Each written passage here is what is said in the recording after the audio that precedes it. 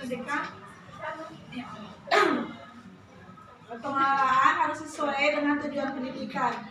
Segala jenis kegiatan yang dilakukan peserta didik diupayakan untuk mendidik. Yang ketiga, kegiatannya yaitu mempersatukan peserta didik ya, dari berbagai background atau latar belakang yang beragam. Yang keempatnya, pengelolaan peserta didik harus menjadi wadah bimbingan bagi peserta didik. Yang kelima, peserta didik harus mampu mendorong kemandirian diri. Yang keenam, segala sesuatunya diupayakan dalam pengelolaan peserta didik haruslah memberikan dampak yang positif dan bermanfaat bagi kehidupan. Yang C-nya yaitu tujuan dan fungsi pengelolaan peserta didik. Secara umum, bertujuan mengatur seluruh aktivitas peserta didik supaya aktivitas yang dilakukan oleh peserta didik dapat mendukung setiap kegiatan pembelajaran yang dilakukan yaitu takwa yaitu 2016.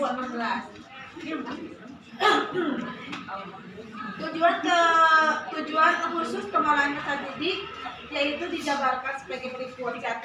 Mengembangkan aspek kognitif, efektif serta afektif serta psikomotorik yang dimiliki peserta didik. Yang kedua, memberikan kesempatan agar peserta didik dapat mengembangkan serta menyalurkan kecerdasan, bakat serta minat yang dimilikinya. Yang ketiga, menyalurkan harapan yaitu dengan aspirasi serta dapat memenuhi kebutuhan peserta didik. Secara universal, pengelolaan peserta didik sebagai wadah bagi peserta didik secara optimal untuk mengembangkan secara potensi yang dimilikinya, baik dari segi individual, sosial, dan dari segi aspirasi.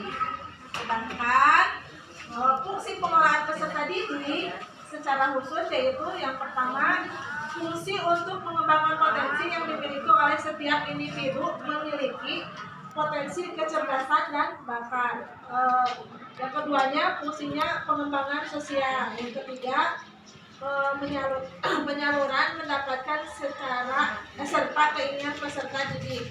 Dan yang keempatnya pemenuhan kebutuhan peserta didik. Selanjutnya kemudian untuk selanjutnya yaitu ruang lingkup pengelolaan peserta didik terdiri dari 7 ruang lingkup, diantaranya yang pertama perencanaan peserta didik, yaitu pertama menganalisis kebutuhan peserta didik, 2 melakukan penerimaan melalui panitia penerimaan, 3 melakukan seleksi peserta didik, 4 orientasi, dan 5 pembagian kelas.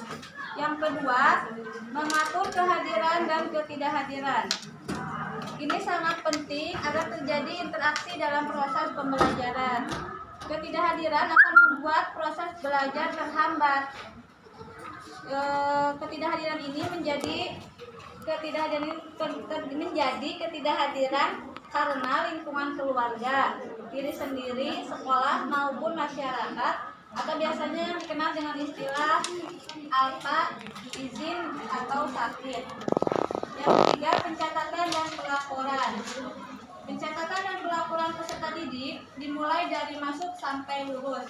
Tujuannya yaitu untuk pertanggungjawaban kepada pihak tertentu yang ingin mengetahui perkembangan peserta didik.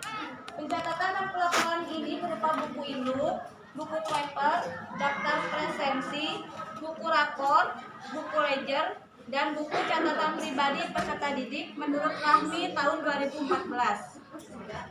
Yang keempat yaitu pembinaan. Berbagai layanan pembinaan peserta didik yaitu berupa layanan bimbingan konseling, perpustakaan, layanan kantin, UKS, transportasi, dan asrama.